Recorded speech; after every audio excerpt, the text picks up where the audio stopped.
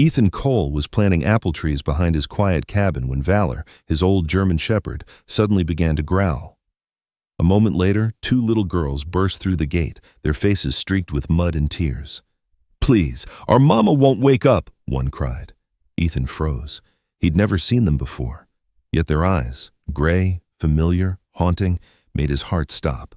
Slowly, he turned toward the distant mansion on the hill, its windows dark and silent.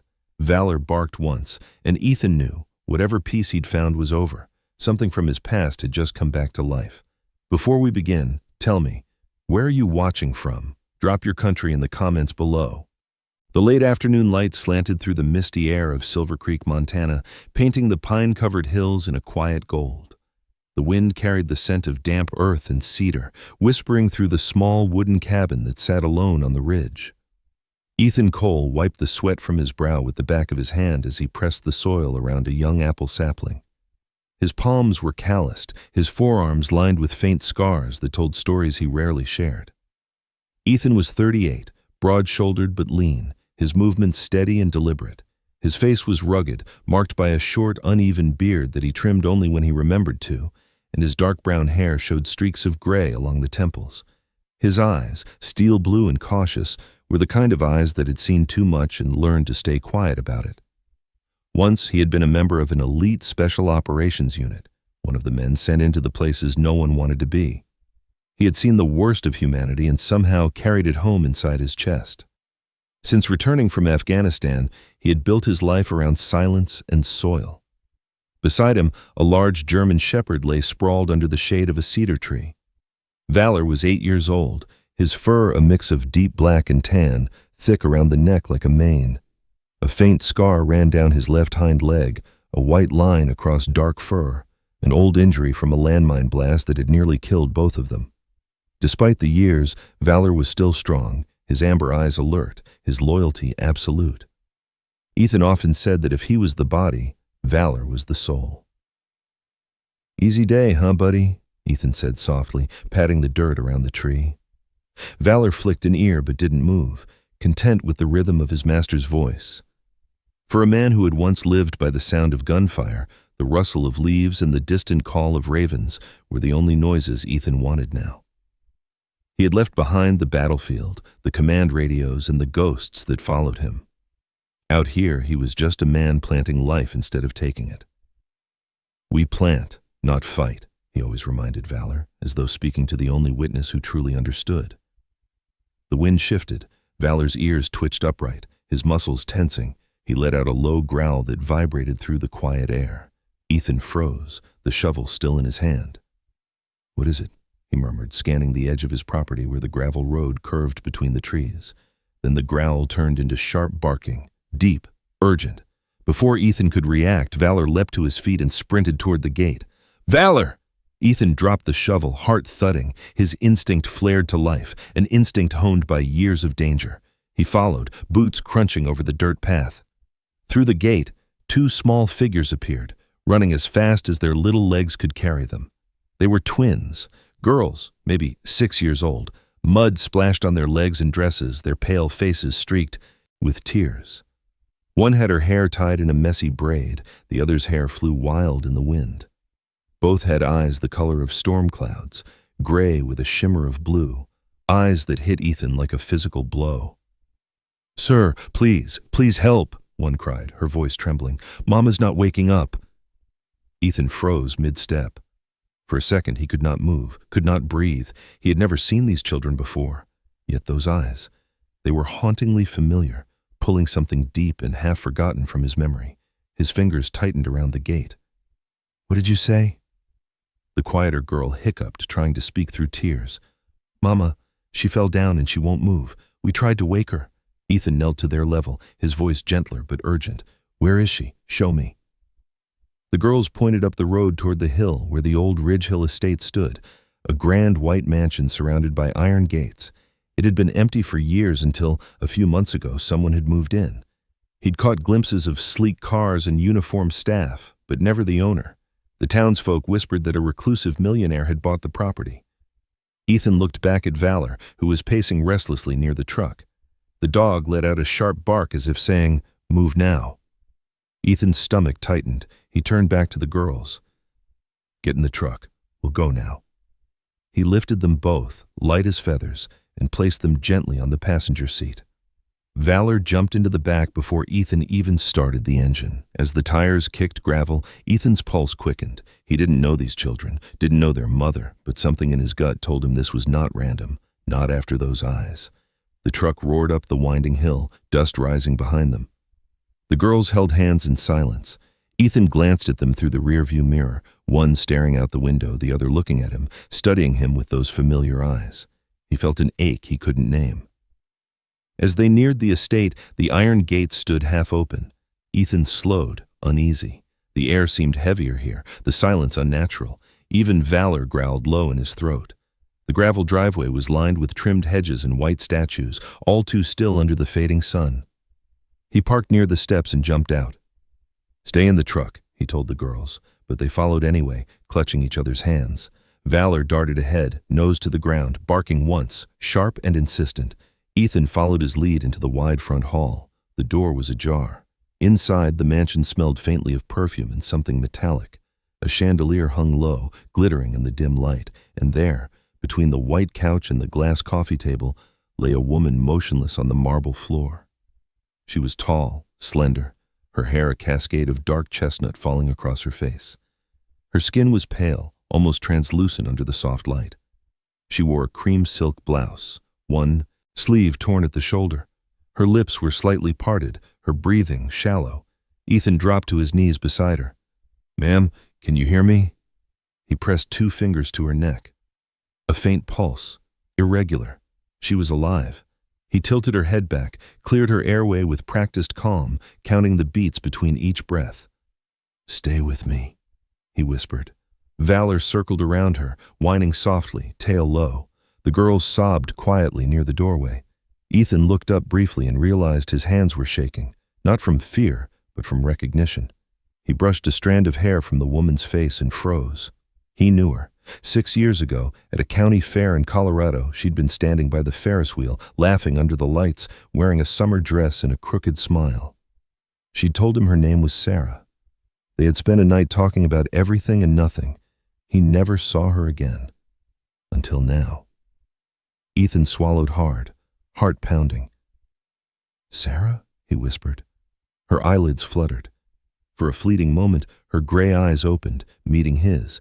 And in that instant, before she slipped back into unconsciousness, he saw the same eyes that looked at him from the truck. The twins. Ethan's breath caught. His mind reeled. Valor barked sharply, breaking his trance.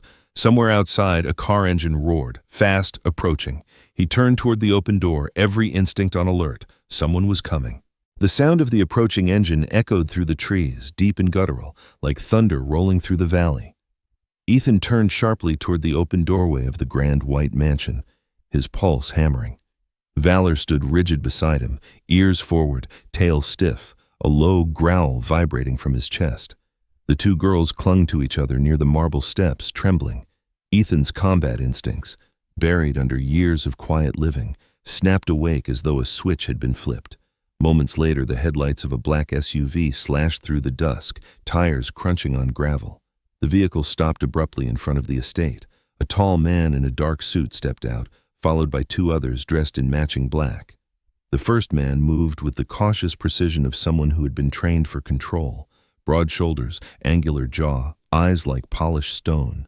He looked mid-40s, clean-shaven, the type whose silence commanded attention. "I'm Agent Calloway," he announced as he reached the door, his voice low but authoritative. "Private security for Ms. Hartman. Who are you?" Ethan straightened, keeping one hand near the collar of Valor, who was still growling under his breath. "Name's Ethan Cole," he said, tone calm but wary. She collapsed. The girls came for help. Calloway's gaze flicked between Ethan, the girls, and Sarah's unconscious body on the floor. "You shouldn't be here," he said flatly. Then, without waiting for a reply, he knelt beside her, checking her pulse with clinical detachment. His movements were efficient but cold, as if he'd done this before. Ethan crouched opposite him. "Her breathing's irregular. She needs a hospital now." Calloway gave a curt nod. "Medical team's on their way." He glanced toward the twins, his tone softening slightly. Girls, go upstairs, please. But the children didn't move. They only looked at Ethan, wide-eyed, seeking reassurance. Valor whined quietly, sensing the tension. Minutes later, another car screeched to a halt outside, this time an ambulance. 2 paramedics rushed in, carrying equipment. They were followed by a woman in her late 50s with silver hair pulled back in a bun, dressed neatly in a dark cardigan and skirt. Her posture was upright, her face pale with shock, but her eyes clear and intelligent. "Dolores?" Calloway muttered, almost relieved. Dolores was the housekeeper, and more than that, a guardian of sorts. Her voice trembled slightly as she spoke, but it carried warmth. "Oh, dear heavens." She knelt by Sarah's side, brushing her hair back tenderly. "She hasn't been well. Too much work, not enough rest." Ethan watched the scene unfold in silence, unease building in his chest. Everything about this place, the marble floors, the glass chandeliers, the polished emptiness, felt sterile, lifeless. Even the air smelled faintly artificial, like filtered oxygen. The children didn't belong here, he thought. They were too alive, too fragile for such cold perfection. As the paramedics worked, attaching sensors to Sarah's chest, Ethan stood by the door. He could hear the faint beep of a heart monitor stabilizing. Relief washed over him. She was alive. But with that relief came a rising storm of confusion. 6 years ago, he'd met a woman named Sarah at a county fair. She'd been radiant, sunlight on a summer evening. She'd laughed easily, touched his arm when she spoke, called him by name like she already knew it. They'd spent one night talking, one night together, and then she had vanished. No trace, no name that could be found. Now, here she was, a woman named Isabella Hartman, one of the most powerful biotech CEOs in America. And those twin girls with her eyes and his face, there was no mistaking it. He didn't know how to breathe. "Mr. Cole," Calloway said suddenly, breaking his thoughts. "The medics will handle this now. We'll take her to St. Jude's Hospital in the city." Ethan nodded. "I'm coming," Calloway frowned. "That won't be necessary."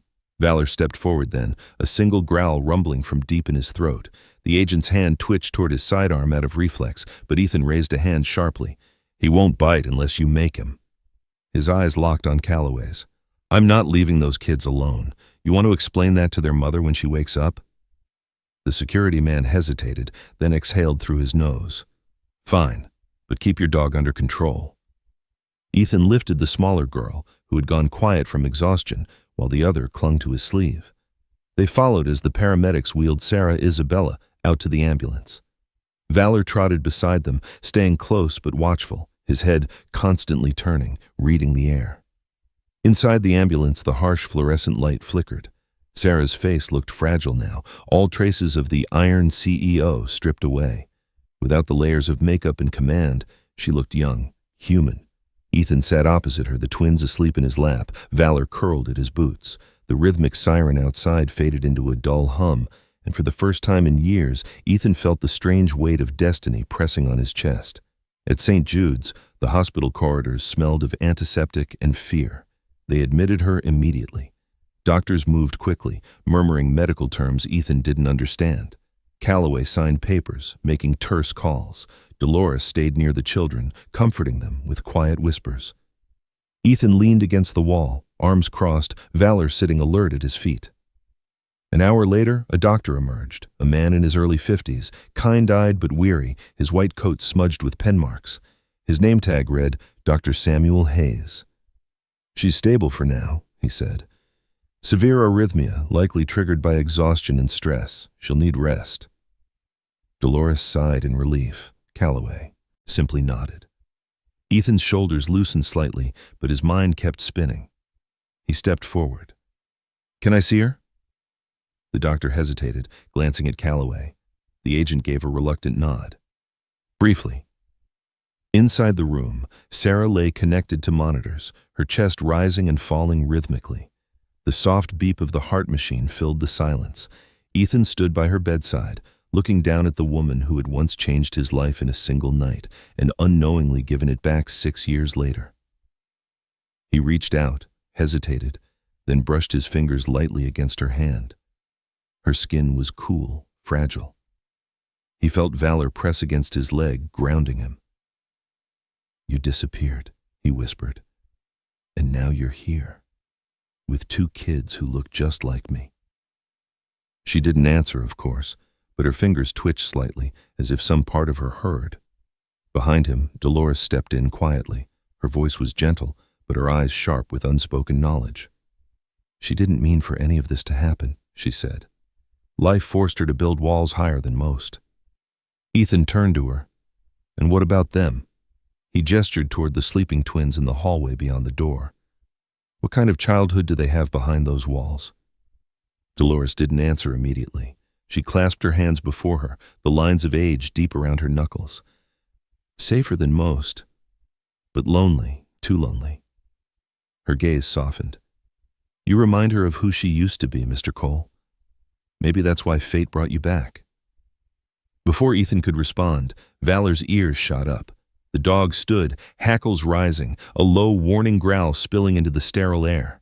Ethan followed his gaze to the window. Outside, down in the parking lot, a man in a gray coat stood watching the hospital entrance. His posture was stiff, his face hidden by the hood. When he realized he'd been spotted, he turned and walked briskly toward a black sedan. Ethan felt the old instincts surge again, tension sharpening his focus, adrenaline humming. Something about this wasn't over, not by a long shot. He looked down at Sarah one last time, then at Valor, who stared back at him as if already reading his thoughts. "Stay close, boy," Ethan murmured. "We're not out of the woods yet." Outside, the parking lot lights flickered once, then went dark. The night outside St. Jude's Hospital hung thick and motionless, the kind of darkness that seemed to muffle even the sound of breathing. The parking lot lamps had flickered back to life, casting long, pale pools of light across the pavement. Ethan stood by the window in the dim patient room, his reflection ghostly against the glass. Behind him, the steady rhythm of the heart monitor pulsed like a soft mechanical heartbeat. Sarah lay sleeping, color beginning to return to her face. Valor sat beside her bed, alert but calm, head resting on his paws, eyes glinting faintly in the half-light. Ethan hadn't slept. His body was still, but his mind moved like a battlefield, each thought an echo of the past colliding with the present. The image of the man in the gray coat wouldn't leave him. He knew that stance, the watchful stillness of someone trained to observe without being seen. Years in the military had taught Ethan to recognize a predator even in stillness. Whoever that man was, he hadn't come by coincidence. The door creaked open softly. Dolores stepped in, her cardigan draped around her shoulders. She carried 2 paper cups of coffee, one of which she offered to Ethan. "You look like you've fought 3 nights' worth of ghosts," she murmured. "Feels about right," Ethan said, taking the cup. His voice was low, gravelly from exhaustion. Dolores moved closer to Sarah's bedside. The lines around her eyes deepened as she looked down at the sleeping woman. "She's been working herself into the grave," she whispered. "I warned her, but she doesn't listen to anyone anymore. Not even me." Ethan studied Dolores quietly. "You've been with her long?" "Since she was 16, Dolores replied, straightening a wrinkle in Sarah's blanket. "After her parents died in that plane crash, I was all she had left. She built walls around herself after that, stone on top of stone. I suppose she thought if she made herself untouchable, nothing could hurt her again." She sighed, her eyes softening. "But walls keep out love as well as pain." Ethan looked at Sarah's face, remembering the night they met, her laughter under carnival lights, the way her hair had smelled of vanilla and summer air. Then he remembered the emptiness when she disappeared, the letters he'd written but never sent, the nights he'd lain awake wondering what he'd done wrong. He had buried those feelings years ago, but now they returned, raw and unwelcome. "Dolores," he said quietly, "those girls, Elena and Emmy, they look like me." The older woman's gaze met his, knowing and heavy. "They should," she said simply. "They're your daughters." For a moment the world seemed to tilt.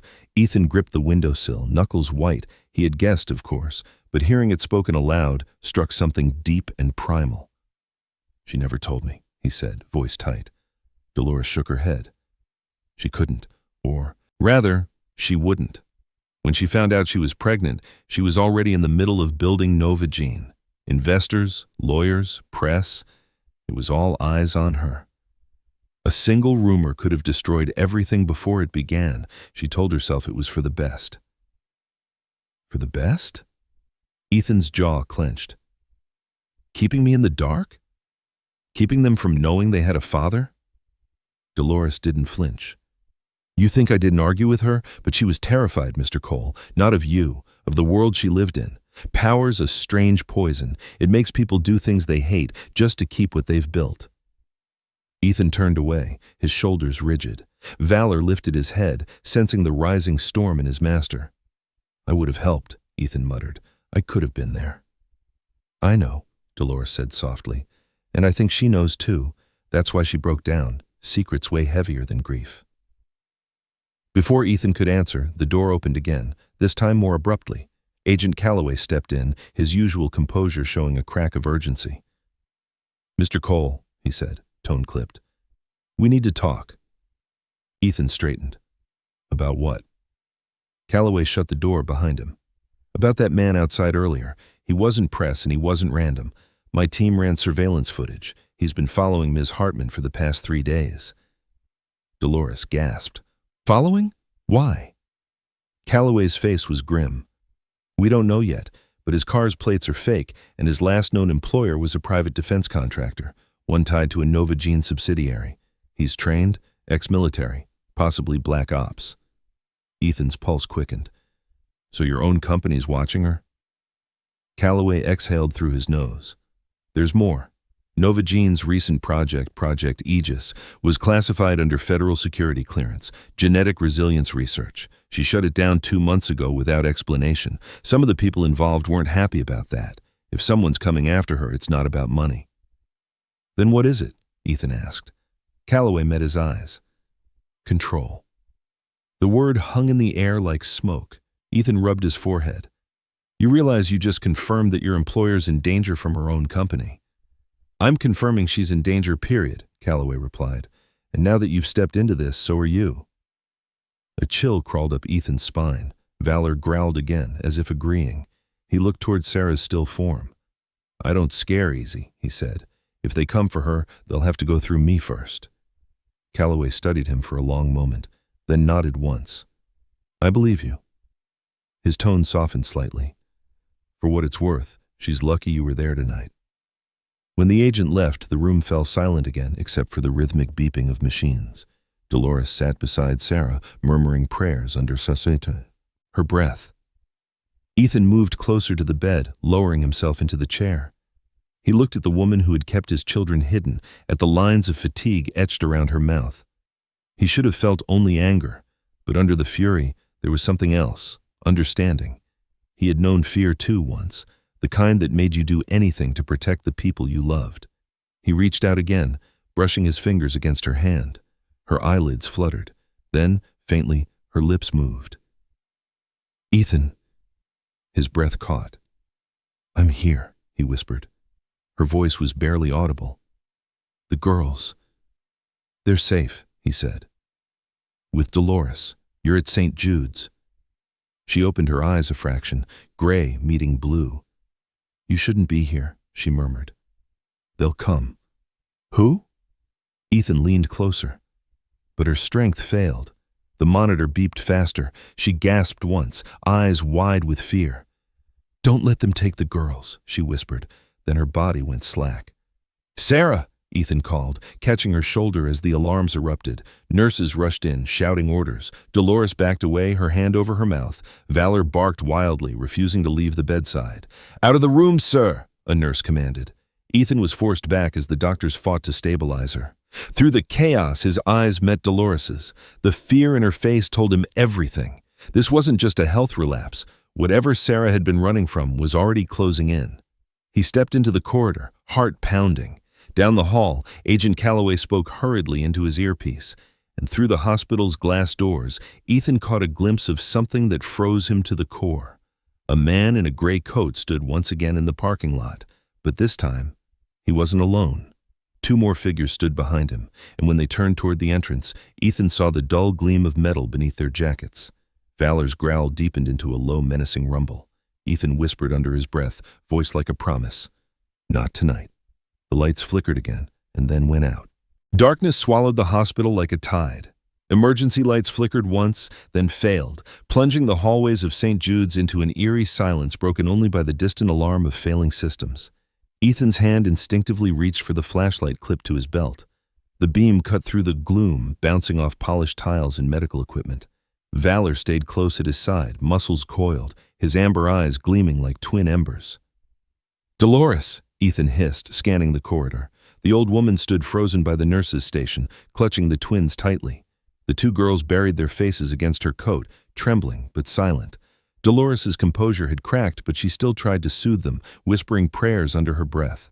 Agent Calloway appeared at the far end of the hallway, his sidearm drawn, moving with the controlled precision of a soldier. "Back to room 12, he ordered. "Now, lock the door." "What's happening?" Ethan demanded. Calloway's voice was low but sharp. "External power's been cut. Backup systems disabled. That's not random. It's coordinated. We're under breach protocol." Valor gave a single bark, snapping his head toward the stairwell.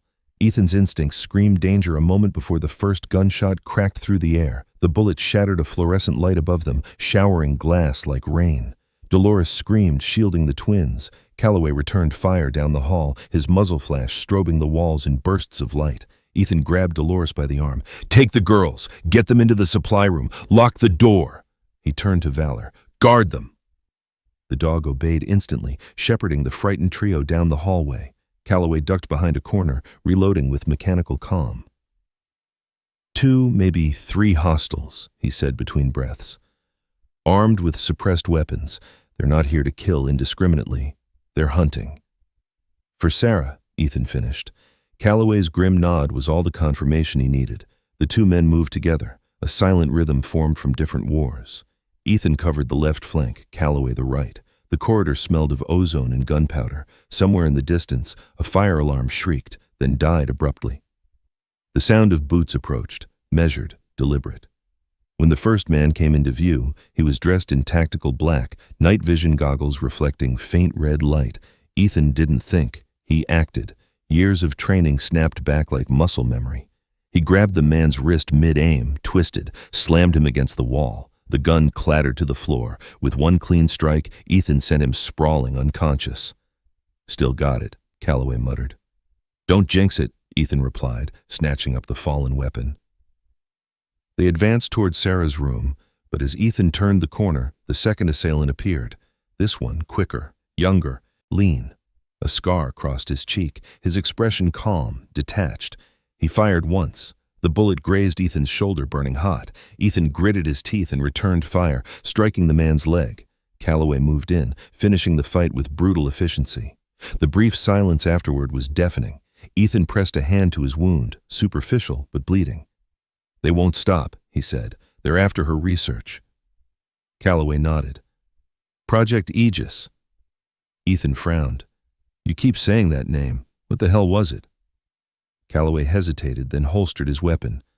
Gene stabilization protocol. She was developing a method to repair cellular decay, genetic regeneration. Theoretically, it could erase disease or rewrite DNA entirely. The military got interested. Then she pulled the plug, said it was unethical. He paused. Not everyone agreed. Ethan felt the chill crawl up his spine. So they sent killers to drag her back? "They'll make it look like an accident," Calloway said. "They always do." A faint sound from behind made both men turn. Valor trotted back down the corridor, ears low, blood on his muzzle, not his own. He barked twice, short and urgent, then ran toward Sarah's room. Ethan followed at a sprint. When he burst through the door, he stopped dead. Sarah's bed was empty. The IV line dangled loosely, monitors flatlined. The window stood open, curtains fluttering in the cold night air. "Damn it," Ethan muttered. He leaned out the window, 2 stories down, the roof of a maintenance wing. Footprints led across it toward the fire escape. "They took her," Calloway swore softly. "We need to move now before backup arrives."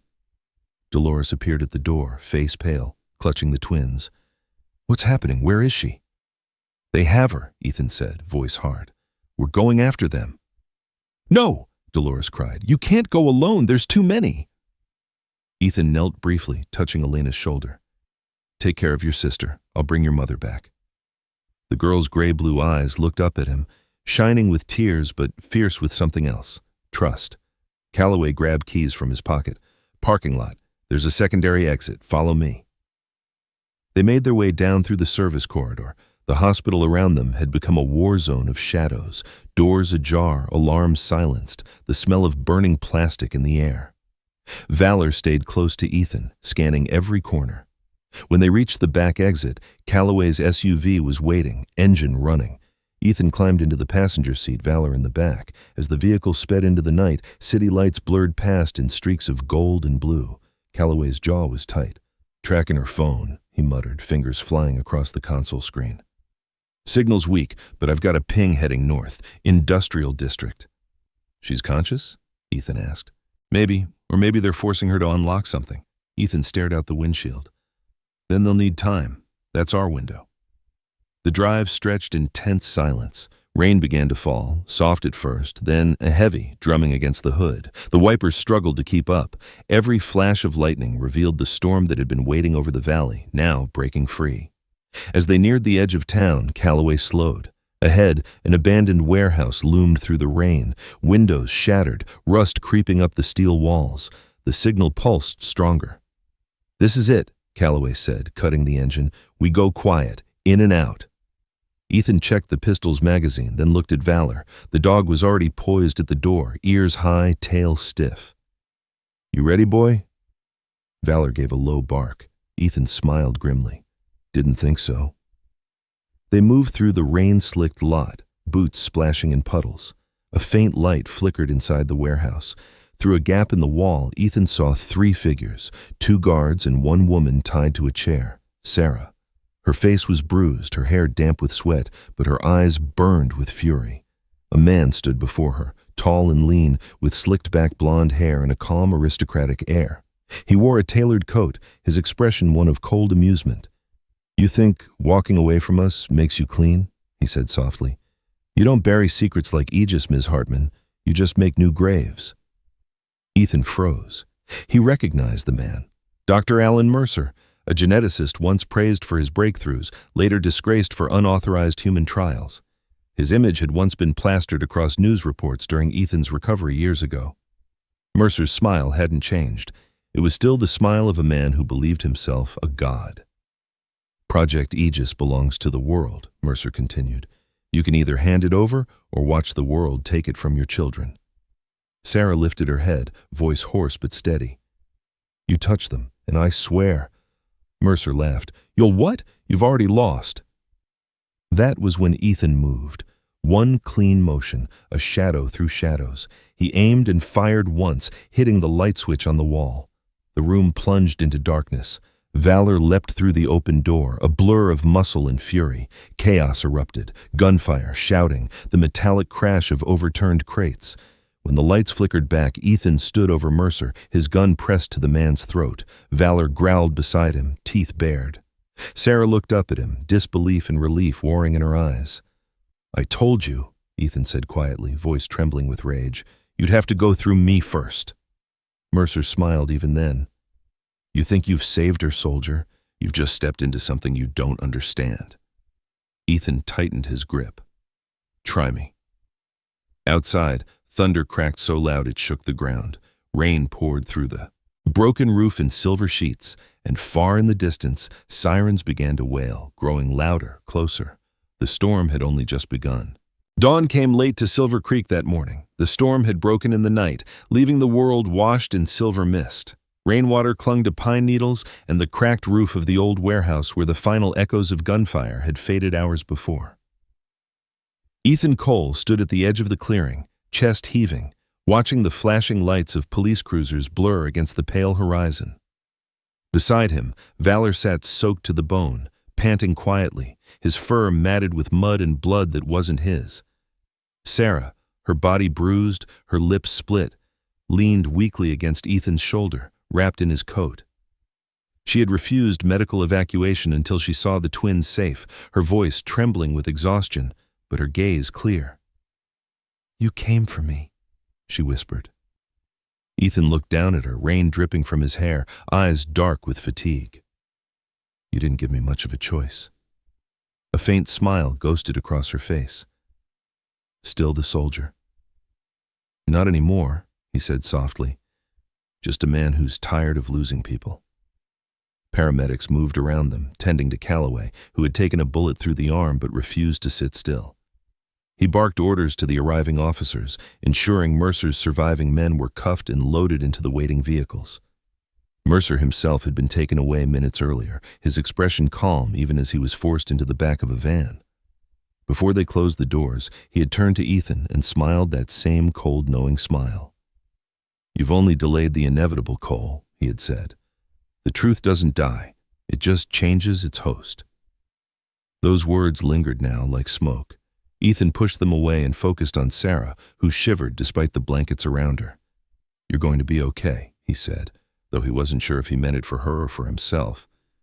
She looked up at him, eyes rimmed with exhaustion. "They'll come again, won't they?" "Not for a while," Calloway interrupted, walking over, his arm in a sling but his voice steady. "The FBI's taking over Nova Jean's assets. Mercer's network's gone. You bought yourself some peace, at least for now." Sarah nodded faintly. "And after that?" Calloway hesitated. "After that, maybe it's time you stopped fighting alone." Sarah turned her gaze toward Ethan, something unspoken passing between them. Then she reached down and scratched Valor's ear. The old dog leaned into her touch, tail thumping weakly. "You saved me too, didn't you?" she murmured. Valor barked once, as if to say, "Of course I did." Hours later, as the police cleared the scene and the morning fog burned away, Ethan stood apart from the noise, staring at the line of pine trees where the forest began. The war in him, one he had fought in silence for years, felt like it was finally ending. The ghosts were quieter now. "Ethan," Sarah called softly. He turned. She stood near the ambulance, wrapped in a blanket, her hair wet and tangled, face pale but luminous in the new light. "Come home with us." He almost said no. For so long, home had been a word that hurt, but when he looked at her, at the strength that had survived fear, and at the faint reflection of his own soul in her eyes, he nodded. "Yeah," he said quietly. "Let's go home." 2 months passed. Winter settled into Silver Creek like an old friend, soft snow draping the hills, smoke curling from the chimney of the small cabin at the edge of the forest. Ethan's life had shifted, not in explosions, but in small, steady ways. The garage behind the cabin had been rebuilt into a modest woodworking shop. The scent of pine and varnish replaced the smell of motor oil and gunmetal. Sarah, still recovering, worked remotely, shutting down the last of Nova Jean's shadow projects. She had resigned as CEO, releasing a statement to the world that stunned every network. "Science means nothing without soul. Power without empathy is just destruction in disguise." The video went viral. For the first time, she smiled into the camera, not as a symbol of success, but as a mother. Ethan watched it play from his workshop one snowy afternoon. Valor lay at his feet, older now, muzzle whitening, but his eyes still sharp and faithful. Elena and Emmy chased each other through the yard, their laughter echoing against the trees. Every sound filled the air with something Ethan hadn't felt in years: peace. Sarah appeared at the door, a wool sweater hugging her frame, cheeks flushed from the cold. "You're supposed to be resting," Ethan teased. "I'm supposed to be living," she corrected gently. "You taught me that." He set down his chisel, wiping his hands. "And what's next for you, Ms. Hartman?" She smiled faintly. "No more boardrooms. Maybe I'll plant trees with you." "Dangerous work," he said. "The soil bites back." "So did I," she replied with a playful smirk. They both laughed, and the sound was something soft and human, like music after silence. Later that evening, the 5 of them sat around the fireplace. Dolores, now living with them, knitted in her armchair, the twins curled against her sides, fast asleep. Valor snored by the hearth, the glow of the fire reflecting in his fur. Ethan sat on the floor beside Sarah, the warmth of the flames painting gold on her skin. She turned toward him. "You never told me why you planted apple trees," she said. Ethan's eyes softened. "Because they take time," he said.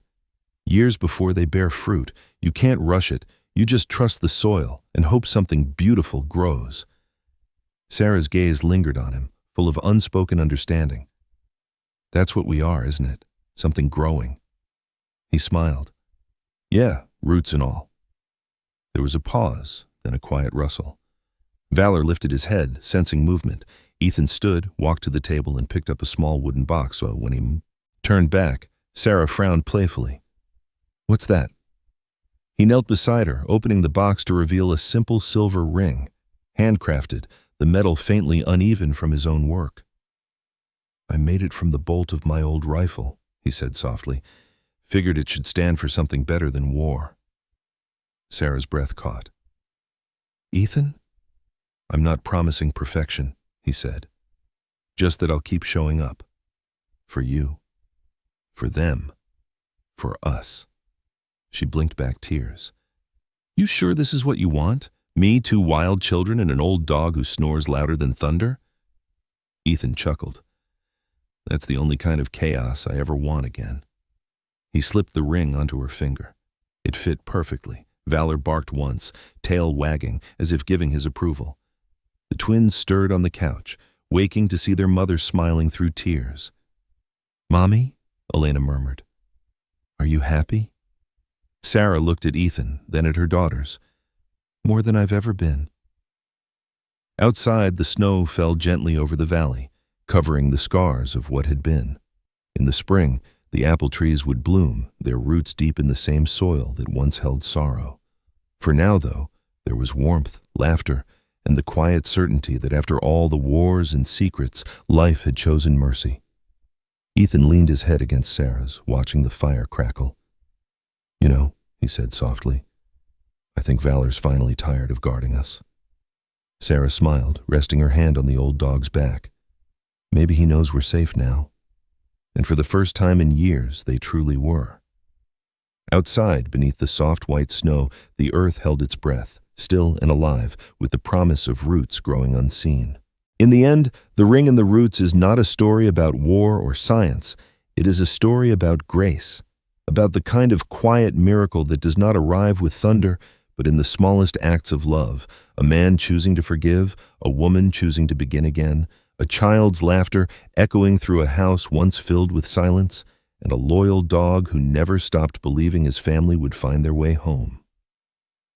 Sometimes, God's miracles do not come in lightning or fire. They come in the stillness after the storm, in the moment when we dare to plant something good in broken soil and believe that somehow it will grow.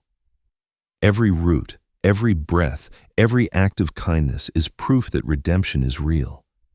If you've ever felt lost, if you've ever been hurt, remember this: no story is too far gone for God to rewrite. He can turn ruins into gardens, grief into peace, and loneliness into family.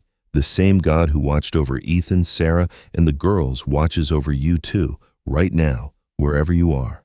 So tonight, take a moment to whisper a prayer for strength, for forgiveness, for the people you love and the ones you've yet to meet.